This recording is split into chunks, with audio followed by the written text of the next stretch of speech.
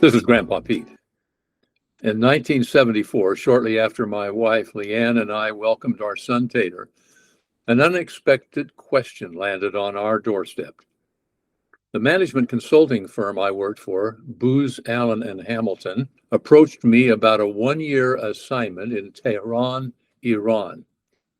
At the time, Iran was under the autocratic rule of the Shah, years before the revolution that brought about the government we see today.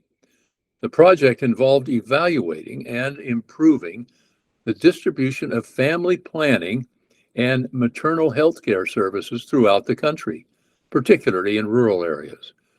Healthcare improvements had lowered infant mortality and contributed to a rising birth rate.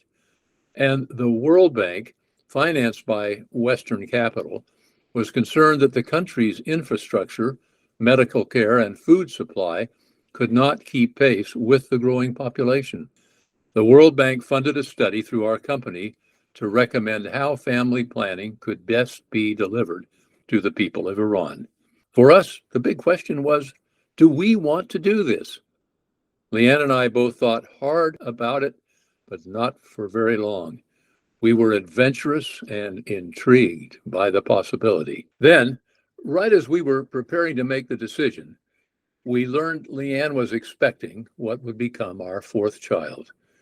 With all our children, Leanne had a propensity to deliver early, requiring our obstetricians to use specialized medical techniques, including extended bed rest, to help her carry babies to full term.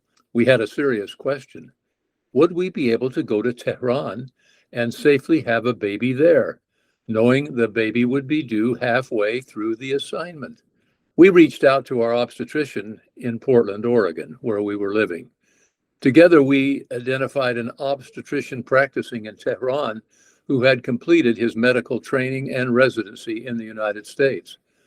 Our Portland doctor called him directly to discuss the outcomes and probabilities of a baby being born and cared for in Tehran. The doctor in Tehran was reassuring. He was completely familiar with the procedure, had performed it himself, and felt confident he could care for Leanne. That gave us our answer. Let's go for it. About 6 months later, at the beginning of 1975, we boarded an airplane heading east. We stopped in Paris, overnighted for a couple of days in Athens, had a short refueling stop in Beirut, and finally touched down in Tehran. I did not know it then, but Leanne did. This trip was the first leg of an around-the-world journey. Leanne never likes to go back the same way she came. She had quietly planned from day one that we would be returning home by circling the globe. Looking back, it is hard to overstate our youthful naivete.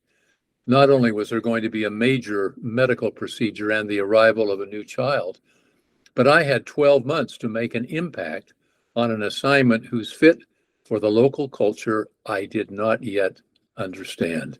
We settled into a home that was 2 to 3 times as large as anything we had lived in since getting married. Tehran was a bustling cosmopolitan city, filled with American and European expats working on defense, military, and commercial contracts. We found a spiritual home with a small branch of the Church of Jesus Christ of Latter-day Saints, made up mostly of military personnel, representatives from Utah State University, and employees of American firms. We met in a lovely home that became our church community while we were there. We quickly adapted to the rhythm of Iranian life. In Tehran, Thursday and Friday served as the weekend. Friday was the day of worship, so our church met on Friday. Thursday was our day off, and the work week started on Saturday. On Thursday mornings, our favorite tradition was ducking into subterranean cello kebab restaurants, walking down a little stairway and through a doorway that felt slightly secretive to pick up sizzling skewers of meat. We would bring them home while still hot and lay them out with fresh naan, baked right before our eyes in roaring clay ovens. We also learned the art of extracting juice from fresh pomegranates, squeezing hundreds of seeds to fill a glass with sweet ruby juice wondering how we had gone so long in life without it. In March, we celebrated Nowruz, the Persian New Year, joining the locals in jumping over small fires outside to symbolically leave the past behind and step into a fresh beginning. We traveled south to Isfahan, marveling at the resplendent 15th and 16th century mosques with their turquoise tilework, and visited Shiraz, the ancient architectural heart of the Persian Empire. We also took trips up to the Caspian Sea. One Thursday, we took our church youth group kayaking in the mountain waters. When I returned home, I looked down and noticed that my wedding ring had vanished.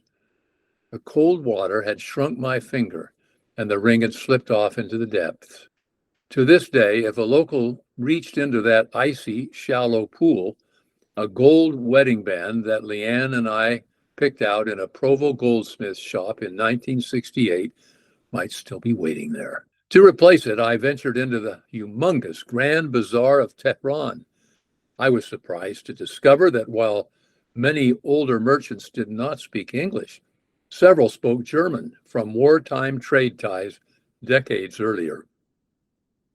Though my German was rusty and my Farsi was rudimentary, Leanne and I found a replacement band together, a ring I wore until we replaced it decades later with matching koa wood rings for our 50th anniversary. The watershed moment of our year came in June of 1975. Halfway through our assignment, along came our beautiful daughter, Afton. Thanks to the dedicated care of our doctor and careful bed rest, the delivery went smoothly. Arriving about 3 weeks early, Afton was an instant celebrity in that Tehran hospital nursery. With her porcelain skin and bright red hair, she looked completely different from all the dark-haired, dark-eyed babies around her. And Leanne was treated like royalty as well. On August 1st, 1975, we gathered with our little branch family in Tehran to give our new daughter a name and a blessing. As I traveled into rural areas to evaluate health clinics, I began to see the gap between official policy and cultural reality. The bureaucracy was going through the motions to satisfy World Bank requirements, but there was little genuine appetite for family planning. The most visible public figure championing the cause was Empress Farah, who actively supported initiatives that elevated women's choices and status. Portraits of the Shah and Empress hung in shops across the country, giving the impression that modern reforms were taking hold. One afternoon, while driving through the countryside, I noticed several religious leaders dressed in traditional robes and turbans. I asked our Iranian colleague, Mr. Fazel, if the mullahs, as they were called, held much influence in governing the country. He told me they had little influence, that they were permitted to give sermons and attend to spiritual needs, but were not significant in setting the direction of the country. Under the Shah's government, that seemed true. Yet less than 4 years later, the Islamic Revolution overtook Iran, establishing a conservative theocracy that rejected Western programs. I suspect the consulting reports we carefully compiled were among the first items consigned to the flames when Ayatollah Khomeini returned from exile in Paris to take control. We felt those social tensions in small ways during our stay. When Leanne decided to visit a mosque, she respectfully put on a traditional black chador, holding baby Afton, while taking in the solemn atmosphere. At the same time, Leanne embraced the culture by taking belly dancing lessons alongside Mary Deverell, my boss's wife. Leanne had natural rhythm, loved the music, and found it to be one of the most fun and effective forms of exercise she ever enjoyed. While Leanne was belly dancing, I hired a tutor to teach me Farsi. We worked through elementary school readers, grade 1, grade 2, grade 3, learning the letters and pronunciation.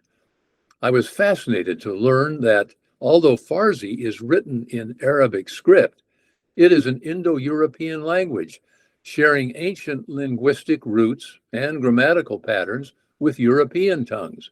Through those lessons, I was introduced to two great 13th century poets whose names were honored on major avenues in Tehran, Hafez and Saadi.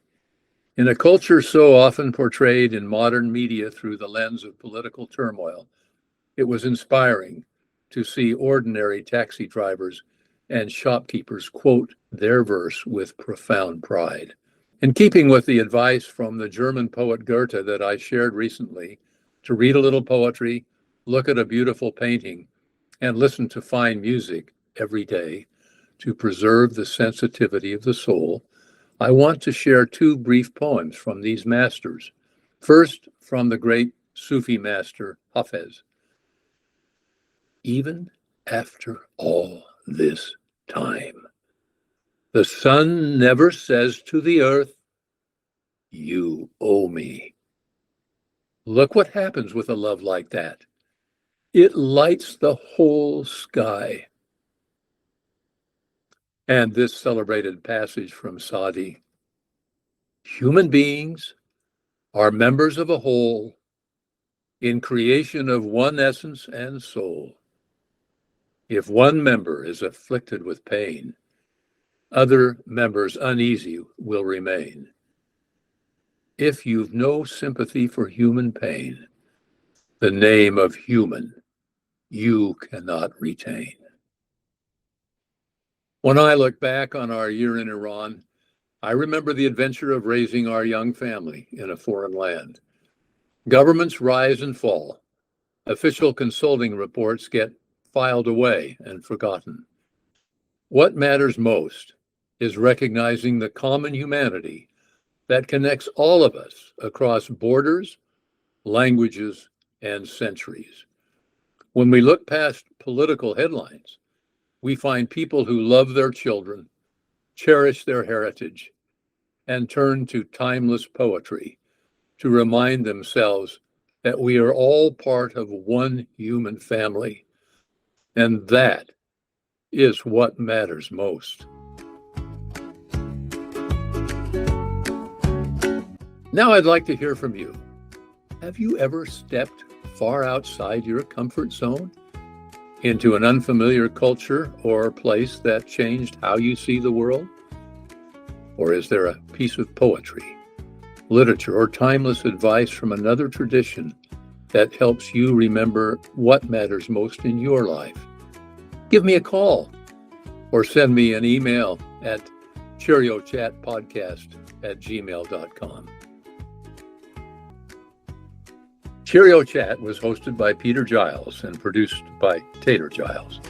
It is sponsored by digipix.com, who can help you preserve your videos, your photos, your stories, and whatever matters most to you.